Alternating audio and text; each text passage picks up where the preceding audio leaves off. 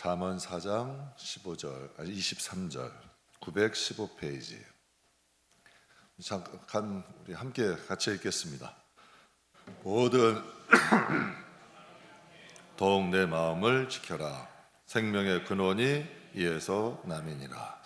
우리가 너무 잘하는 말씀이죠. 아주 잘하는 말씀이에요. 모든 지킬 만한 것 중에 아까 유기성 목사님 말씀하시죠.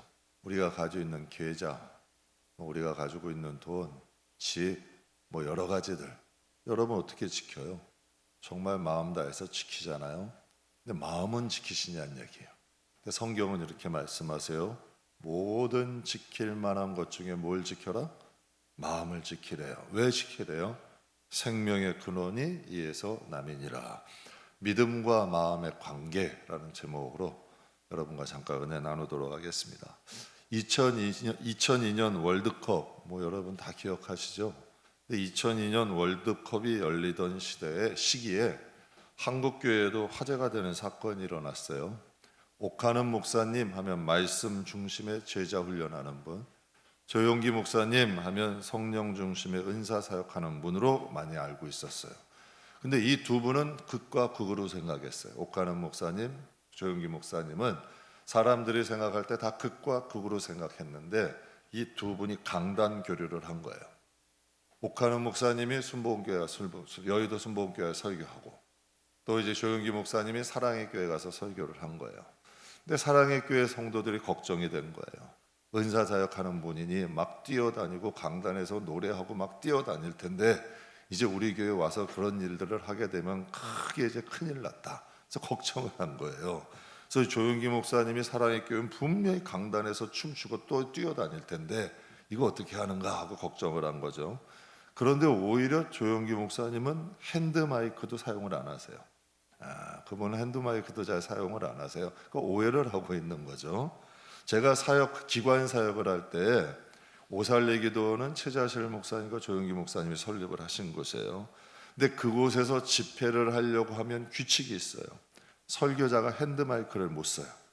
다 구진행 마이크 고정되어 있는 것만 쓸 수 있고, 설교자가 설교하다 이 단상 규격에서 못 나가요. 돌아다니면 안 돼요. 이게 오살리기도의 규칙이었어요. 핸드마이크 사용할 수 없고, 제가 이제 사역할 때만 해도 그랬어요. 그래서 여기서 이 단상에서 못 벗어나게 했죠. 그러니까 당시만 해도 순복음과 장로교는 서로 크게 다르다, 극과 극이다 생각했는데 이 사건들로 인하여 그 계기로 그 벽이 많이 허물어지는 사건이 됐어요. 여러분, 말씀과 성령이 다를까요? 말씀이 하나님이죠. 말씀이 육신을 입고 오신 분이 예수님이에요. 성경이 말씀에 말씀은 하나님이고 그 하나님이 말씀이 육신을 입고 오신 분이 예수님이라고 성경은 말씀하세요. 그럼 예수님의 말씀으로 오시고 가셨어요. 승천해서 이제 부활 승천해서 가시면서 누구를 보내셔요? 성령님을 보내셨어요. 그럼 그 성령님이 하시는 역할이 뭐예요? 이스라엘에 국한된 게 아니라 하나님의 말씀이 어느 곳에 있던, 전 세계 어느 곳에 있던 그 말씀이 2000년 전 예수님이 하신 말씀이 되도록 각각의 영혼에 적용해 주시는 분이 성령님이에요. 말씀이 말씀되게 하시는 분이 성령님이라는 거예요. 말씀이 현실이 되게 하시고 말씀을 적용하시고 2000년 전 그 말씀이 말씀되게 하시는 분이 성령님이죠. 그러니까 말씀과 성령은 다른 것이 아니라 그 역할이 다른데 본질은 같은 거예요. 그래서 여러분, 하나님을 뭐라 그래요? 삼위일체 하나님이라 그래요. 그러니까 여러분의 신앙생활을 하면서 이건 상식으로 갖고 계셔야 되는 거예요. 말씀과 성령은 다른 게 아니다. 하나님의 말씀이고 그 말씀이 육신을 입고 이 세상에 오신 분이 예수님이고, 그럼 예수님이 오셨다 가셨잖아요. 그럼 그 말씀이 사라지냔 말이에요. 성경에 있는 곳에 이것이 레마로 들어오는 것에 성령은 역사하시는 거예요. 믿음이 어떻게 생겨요? 말씀을 볼 때, 들을 때 생겨. 그 가운데 성령이 역사하심으로 말씀이 현실이 되게 하고 말씀이 능력이 되게 하는 거예요. 그래서 말씀과 성령은 다른 것이 아니라 함께 일하신다는 거죠. 오늘 본문 말씀에 보면 무릇 지킬 만한 것 중에 더욱 뭘 지켜라? 마음을 지키래요. 생명의 근원이 이에서 남이라. 마음이라는 것은 속사람이라 그래요. 원어에 보면 속사람, 의지, 이해력이라고 얘기해요. 많은 분들이 믿음이 최고라고 하는데 맞아요. 믿음 중요해요. 믿음으로 구원받고 믿음으로 축복을 받습니다. 그러나 믿음과 마음은 관계가 있어요. 떨어질래와 떨어질 수 없는 중요한 관계가 있죠. 본문은 이것을 말씀하시는 거예요. 여러분에게 하나 여쭤볼게요. 교회 안에는 여러 가지 문제들이 있어요. 다툼 있죠. 서로 상처 주는 사건이 있죠. 시기 질투 있죠. 수근수근거리는 일들이 있죠. 남의 말하기 좋아하는 분들이 있어요. 숨어서 수근수근하는 분들. 그럼 한번 여쭤볼게요. 이게 믿음의 문제예요, 마음의 문제예요? 이 믿음의 문제예요, 마음의 문제예요? 마음의 문제예요. 믿음의 문제 때문에 일어나는 게 아니라니까요. 다툼, 상처, 시기, 수근수근 다 마음에서 나오는 문제지 믿음에서 나오는 문제가 아니에요. 그러니까 오늘 본문에 뭐라 그래요? 모든 지킬 만한 것 중에 더 뭘 지켜라? 내 마음을 지키래. 뭐가 나온대 여기서요? 생명의 근원이 나온다. 근원이라는 건 원어로 출구야. 생명의 출구가 뭐라는 거예요? 마음이라는 거예요. 생명은 마음이라는 출구를 통해 나온다는 거예요. 그래서 마음을 지키라는 거예요. 왜? 생명은 마음이라는 출구가 나옵니까? 마음이라는 출구가 막혀 있어. 마음이라는 출구가 더럽혀 있어요. 생명이 소통이 될까요? 안 될까요? 수도관에 비유하자고요. 수도관에 비유하면 수도관을 통해서 나오는 물은 생명이고 관이 마음이라는 거예요. 제가 한번 서울 살 때 집이 오래된 집이었는데 리모델링을 해서 들어갔어요. 한 20년 된 단독주택이었는데 여러분 거기서 이사를 해서 리모델링 싹 해서 들어갔어요. 집은 깨끗해요. 근데 수도를 틀었는데 녹물이 나오는 거예요. 여러분 그 녹물로 세수하면 얼굴이 여러분 다 막 두드러지 나오고요. 난리가 나요. 그 수돗물 녹물로 빨래하면 여러분 빨래도 누래져 버리더라고요. 그러니까 여러분 물이 오는 수도국에서 오는 물이 나쁜 게 아니라 여러분 집에 있던 관이 노후가 되니까 못 먹는 물이 돼버리더란 얘기야. 그러니까 여러분 성경에 오늘 본문 말씀이 기가 막힌 말씀 아니에요? 무릇 지킬 만한 것 중에 뭘 지키래요? 마음을 지키래. 생명의 통로, 생명이 다니는 통로가 우리 마음이라는 거지. 그러니까 교회 안에서도 무엇을 다뤄줘야 돼? 믿음만 좋으면 최고예요. 천만의 말씀이에요. 마음을 다뤄줘야 돼요. 그래야 믿음이 믿음 될 수 있는 거죠. 그래서 마음을 얘기할 때 지정의, 혼이라고 얘기를 해요. 그래서 생각과 마음 두 가지를 여러분 마음이라 그래요. 그래서 마음의 문을 생각이라, 생각을 통해서 마음에 들어오는 거예요. 그래서 가룟유다의 생각에 예수님 팔 생각을 넣어줬다. 근데 그것이 어디로 들어가요? 마음으로 들어오는 거예요. 그래서 마음을 생각과 마음이라 그래요. 그럼 여러분 마음을 읽을 수 있어요? 마음은 못 읽어. 그래서 이런 말 있잖아요. 10길 물속은 아는데 한 길 사람 속 안 돼요, 모른대요. 몰라. 그 사람 마음에 뭘 숨기고 있는지 모른다니까요. 마음에 있는 걸 모르는. 그런데 마음이 드러나는 것이 뭐예요? 생각이라는 얘기예요. 마음에 있는 것들이 드러나는 것이 생각이에요. 그럼 그 사람의 생각을 알게 되면 그 사람의 마음은 알 수 있는 거죠. 그 사람이 생각하는 것을 보게 되면 그 사람의 마음에 뭐가 들었는지를 알 수가 있는 거예요. 그래서 왜 마음이 중요하냐면 믿음을 담는 그릇이 마음이에요. 믿음이라는 것은 마음이라는 그릇에 담겨요. 그러니까 마음이 더러우면 믿음도 더러워져. 여러분 한번 보세요. 그러면 가인은 믿는 사람이에요? 믿지 않는 사람이에요? 가인이 믿는 사람이에요? 믿지 않는 사람이에요? 새벽 예배 때는 잘 따라해 주시는데 아침에 잠이 들 계셔서 그런 것 같아요. 가인도 믿는 사람이죠. 그럼 여러분 롯은 믿는 사람이에요? 믿지 않는 사람이에요? 믿는 사람이에요. 에서는 믿는 사람이에요? 믿지 않는 사람이에요? 다 믿는 사람이에요. 여러분 가인도 믿는 사람이고 에서도 믿는 사람이고 롯도 믿는 사람이요. 그러나 그들의 믿음은 어때요? 혼탁한 믿음이요. 변질된 믿음이고 타락한 믿음이요. 그럼 여러분 오늘 본문 말씀에 무릇 지킬 만한 것 중에 내 마음을 지키라. 생명의 근원이 이에서 남이니라. 누가 기록한 거예요? 누가 기록한 거예요? 솔로몬이 기록한 거예요. 하나님이 솔로몬을 통하여 기록한 거잖아. 여러분 하나님이 그 사람이 받을 만하니까 주신 거 아니에요. 아무한테나 주신다고 여러분 성경에 기록되는 건 아니에요. 하나님의 마음에 감동된 솔로몬이 여러분 잠언을 기록한 것 아니냐는 얘기예요. 그런데 여러분 솔로몬이 하나님의 잠언을 기가 막히게 다 기록했어. 기록할 때 어땠을까요? 야, 맞아, 하나님 무릇 지킬 만한 것 중에 뭘 지켜야 돼요? 마음을 하나님 말씀 맞습니다. 정말 대단한 말씀입니다. 그런데 솔로몬이 뭐로 넘어져요? 음란으로 넘어져요? 탐욕으로 넘어져요? 우상숭배로 넘어져요?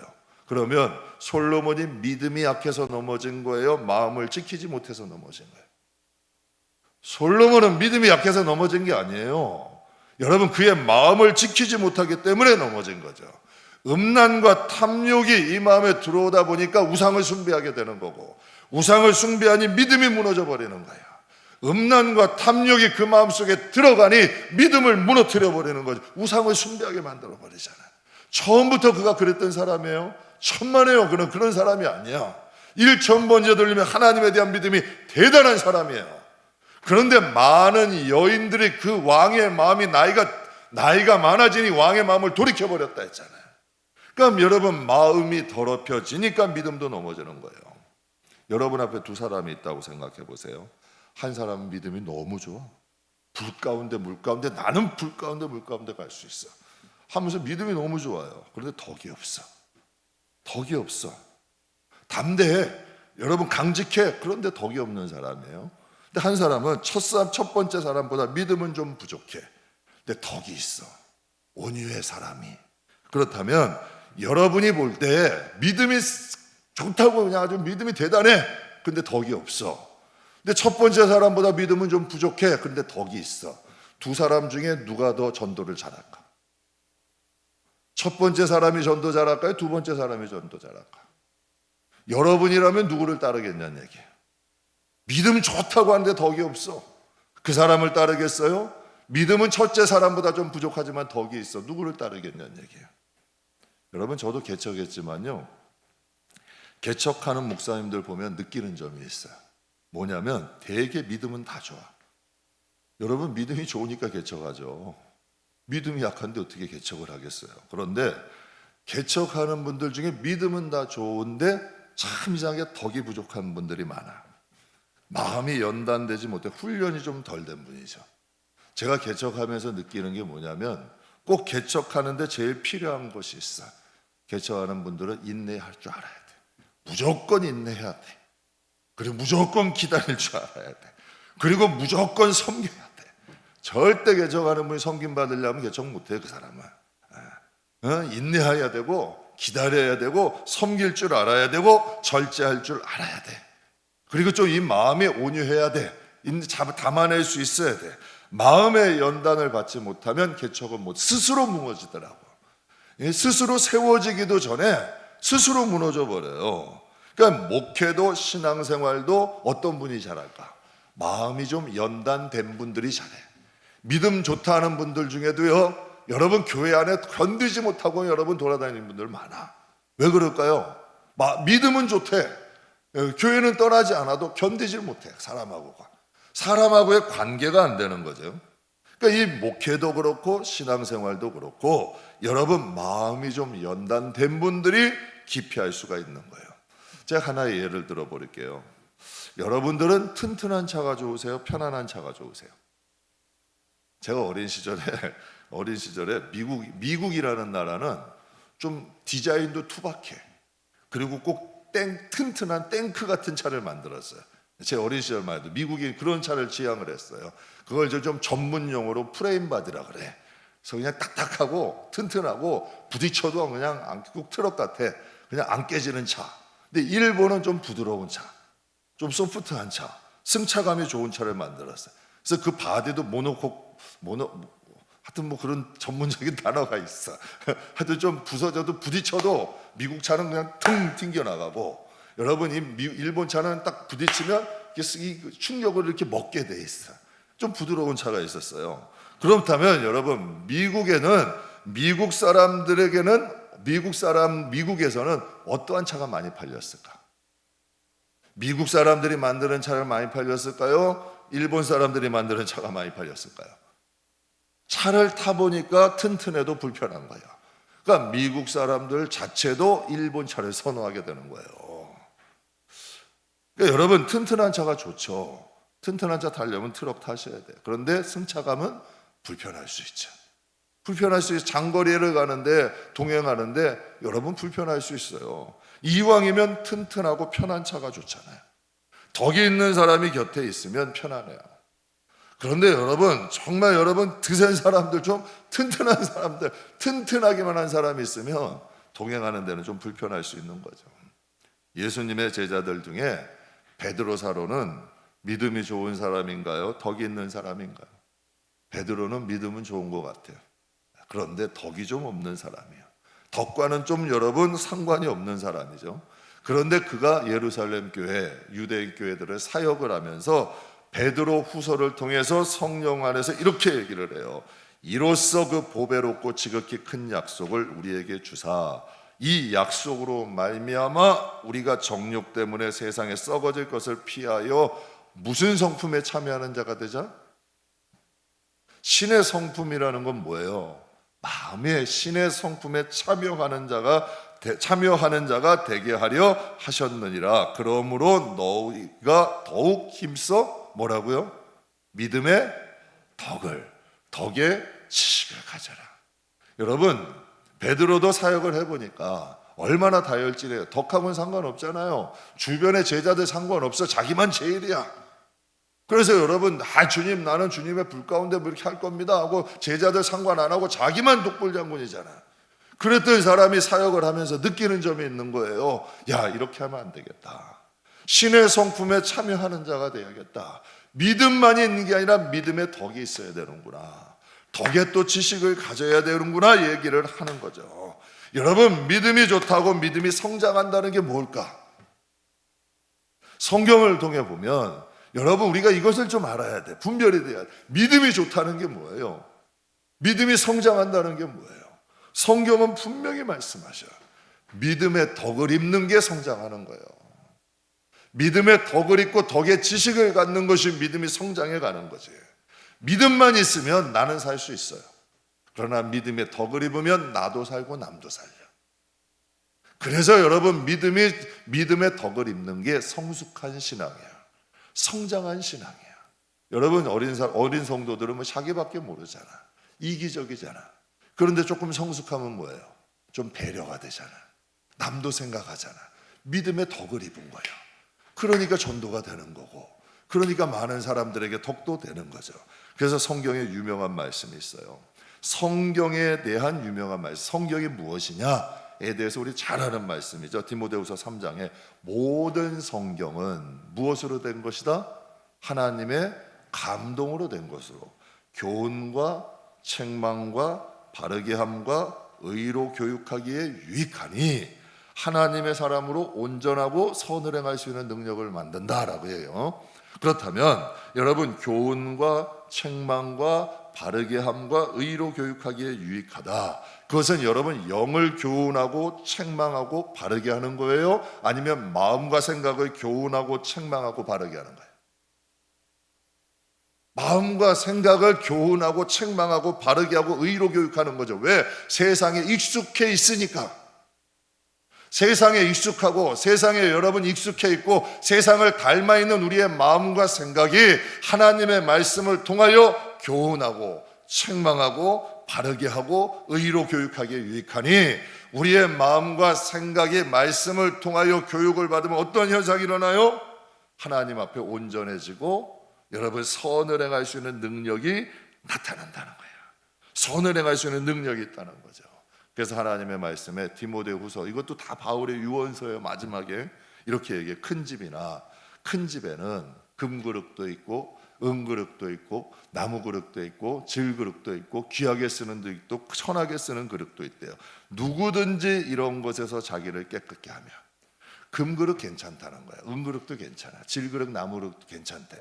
그런데 여러분, 귀하게 쓰는 그릇도 있고 천하게 쓰는 그릇도 있대. 그러면 귀한 그릇은 어떤 게 귀한 그릇이에요? 여러분 보세요. 누구에겐가 무슨 일을 맡겨야 돼. 그런데 마음이 거친 사람에게 맡기면 어떻게 되는 줄 아세요? 다 상처투성이가 돼버려. 그런데 믿음에 좀 덕이 있는 사람들에게 맡기면 서로 살리는 역할을 해.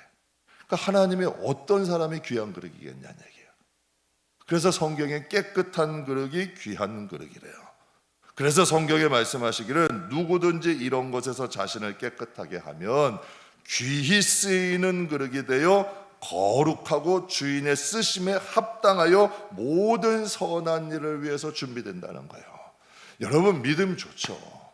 그러나 여러분, 좀 성숙한 성도들은 믿음의 덕을 입어야 돼요.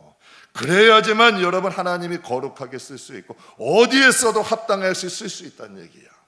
믿음은 좋은데 여러분 마음이 다듬어지지 않는 사람은 무엇인가 해도 다 이유가 많아.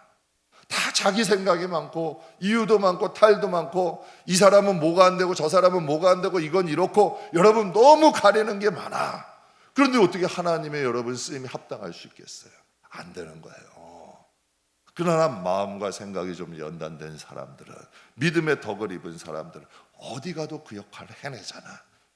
그것을 만들 수 있는 능력이 있죠. 그래서 모든 선한 일에 준비함이 되리라. 여러분, 이게 참 아름다운 단어지만 선한 일을 한다는 것은 여러분 그 지역을 바꿀 수 있고 여러분 무엇인가를 변화시킬 수 있는 능력이야. 근데 그게 힘으로 돼요? 천만에요. 안 되는 거예요. 힘으로 되는 게 아니에요. 기다림과 인내와 기도와 여러분 하나님 앞에 이러한 과정들을 통해서 변화가는 거예요. 근데 여러분 이게 불가능한 일이 아니더라고요. 편해지는 역사도 일어나요.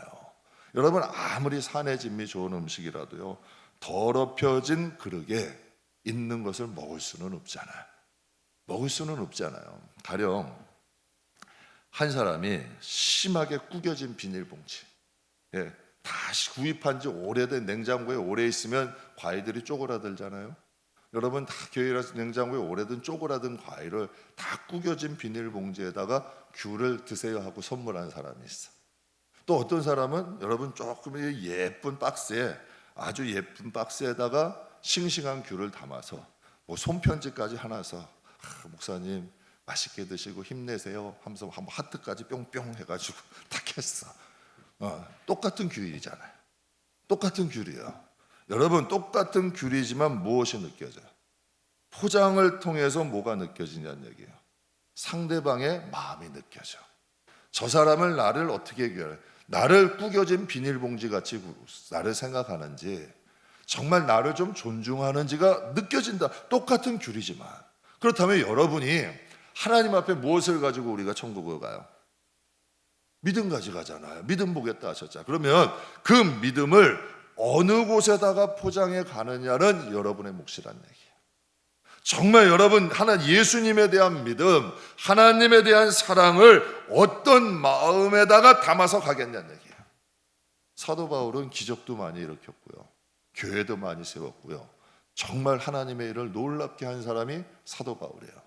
그런데요, 그가 하나님이 쓰셨을 이유가 있어요. 만약에 여러분 바울이 난 유대인은 이래서 안 돼요, 이방인은 이래서 안 돼요, 야만인은 이래서 안 돼요 라면 하나님 바울 쓸 수 있을까요? 바울은 이래요. 유대인도 괜찮대요, 이방인도 괜찮대요, 야망인도 괜찮대요. 나는 하나님께 다 빚진 자라는 거예요. 나는 하나님께 빚진 자이기 때문에 하나님 어느 곳을 보내주셔도 괜찮아요. 이게 바울의 마음이에요. 이게 어떤 마음일까? 고린도전서 11장 1절 같이 읽겠습니다. 내가 그리스도를, 아멘. 바울은 복음을 보여준 사람이, 복음을 가르친 사람이 아니라 보여준 사람이에요. 바울이라는 사람은 그 당시에 복음을 전하는 거짓 사도도 많았고 복음을 가르치는 사람이 참 많았어요. 많았어요, 성경에 보면. 그러나 바울이라는 사람이 다른 사람과 좀 틀렸던 이유는 그는 가르치기만 한 것이 아니라 복음을 보여준 사람이에요. 여러분 이 말을 여러분이 양심에 쉽게 할 수 있겠어요? 내가 그리스도를 본받는 자 된 것 같이 너희는 나를 본받아라. 여러분 이 말은 쉽게 할 수 있는 말이 아니에요.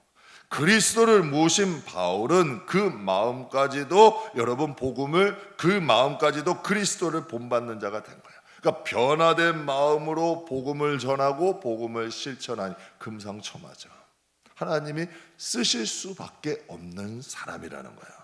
성경 속의 바울을 보면, 가만히 성경을 읽어보면요, 사도행전 후반부와 또 바울의 서신들을 읽어보면 여러분 바울의 삶에는 누가 보여요?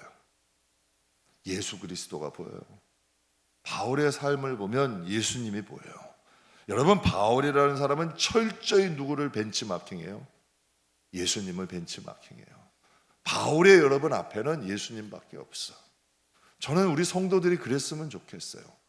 왜 여러분 여러 가지를 봐야 돼요? 아무개 성도가 이러고 뭐 왜 그런 걸 보여야 돼요? 여러분 우리의 앞에는 예수만만 보이면 돼요. 그 예수를 바라보고 예수를 위해서 신앙생활하고 예수를 위해서도 섬기는 거고 예수를 위해 사는 거예요. 그게 이유가 달라. 내가 하는 건 아무 상이 없어요. 그러나 하나님이 주신 사명이면 이건 영광이 있는 거야. 여러분 내일이라면 가리는 게 필요하죠. 그런데 나는 종이고 하나님이 나에게 부르셨고 나에게 명령하신 일이라면 여러분 우리는 어떻게 하면 잘할까를 생각하는 거지, 내가 하고 말고 이건 이렇고 이건 우리에게 맡겨진 게 아니잖아요. 우리는 하나님이 주신 일을 어떻게 하면 해낼 수 있고 또 하나님이 기뻐하시는 삶을 살 수 있을까, 내가 있는 그 자리에서 행하는 이게 진짜 아버지 일이죠. 이게 진짜 하나님 일 아니겠어요? 그러니까 바울 여러분 예수님이 하나님 왜 이스라엘 가야 돼요? 저들이 나보고 이단이래요. 내가 가는데 나를 뭐 나사렛 사람이라고 저를 배척해요. 예수님이 그런 투정하시던가요? 빌라도에게 갔더니 하나님 예수님 빌라도가 나를 이렇게 대우해요. 로마 교인들이 나를 이렇게 대우해요. 이스라엘 백성들이 내가 하나님의 아들인데 요셉의 아들이라고 나를 천대해요. 박대해요. 나를 여러분 내가 하나님의 아들인데요 나를 가서 상석에 모시지 않고 나를 천대시켜요. 예수님이 이런 말씀을 하신 적이 있냐는 얘기야. 없어요. 예수님은. 왜? 예수님은 확실한 정체성이 있어. 그들이 나를 어떻게 대우하건 하나님이 나를 보내신 게 확실하잖아. 여러분 그들이 예수님께 상을 주는 게 아니라 하나님의 칭찬이 있고 하나님이 상을 주시는 거잖아. 여러분은 누구 때문에 신앙생활 하세요? 여러분은 누구 때문에 하나님 일을 하세요? 여러분에게 복을 주실 분이 누구예요? 정확히 하시자는 얘기야. 하나님이잖아요. 우리가 섬길 대상도 하나님이고 우리를 구원하시리도 하나님이고 우리를 축복하시리도 하나님이잖아요. 그럼 우리에게 누굴 바라봐야 돼요? 하나님 바라봐야죠. 그러니까 바울은 감옥에 있으나 여러분 높여주나 낮춰주나 배고프나 배부르나 풍성하나 빈곤하나 아무 상관없대. 무명해도 괜찮대. 난 장차 유명해질 게 확실하다는 거야. 이걸 바라본 거예요. 바울은 내가 비록 이 세상에서 무명해도 나는 하나님이 나를 유명한 자 될 거고 분명히 내가 이 세상에 지금 감옥에 있어도 하나님이 나에게 면류관 씌워 주실 거야. 확실한 정체성이 있잖아요. 사랑하는 성도 여러분, 이게 마음이 변화되어야 가능한 거예요. 마음이 변화되니까 마음이 아직도 세속적이고 마음이 세상 지식으로 가득하고 세상의 경험으로 아직도 있다 세상 방식으로 마음이 가득하다면 이 믿음이 빛을 못 발하는 거예요. 그런데 이 마음이 변화되면 믿음이 빛을 발할 수 있는 능력이 되죠. 그래서 오늘 본문 말씀 우리 마무리하겠습니다. 모든 지킬 만한 것 중에 더욱 뭘 지켜라? 마음을 지키래요. 왜? 그래야 생명의 근원이 이에 나온다는 거예요. 하나님이 부어주셔도요 마음을 못 지키잖아요. 믿음이 더럽혀져요. 믿음이 변질돼요. 여러분 대개 이단의 교주들 우두머리들은요 은혜 받았던 사람이에요. 히틀러도 신학했던 사람이에요. 레닌도 신학했던 사람이에요. 근데 뭐가 잘못된 거예요? 마음이 잘못된 거예요. 그러니 여러분 하나님이 주신 은혜가 은혜되지 못하고 변질되는 거예요. 그러니까 우리도 마음을 지키면 생명이 우리를 통하여 흐르잖아요. 그럼 나도 살고 남도 살려. 저는 저와 여러분이 오늘 잠언의 말씀 무릇 지킬 만한 것 중에 더욱 내 마음을 지켜라. 근데 여기서 지켜라라는 원어가 지키고 보호해라. 그런데 이것이 무엇을 지킬 때 사용하냐면 농업시설, 뭐 포도나무, 무화과나무, 또 군사시설 이런 걸 지킬 때 사용하는 단어야. 군사시설을 지키듯 농장을 지키듯 너희 마음을 지켜라. 어떻게 지켜야 될까요? 예수의 마음으로 지켜야 돼. 우리가 부족하기 때문에 이건 늘 훈련해야 돼. 그러다 보면 믿음이 자라요. 믿음의 능력도 나타나요. 그러니까 꼭 기억하세요. 믿음을 담는 그릇이 마음이다. 이왕이면 깨끗한 그릇, 아름다운 마음의 그릇에 믿음을 담을 줄 아는 성숙한 성도들이 꼭 되시기를 주님의 이름으로 축복합니다.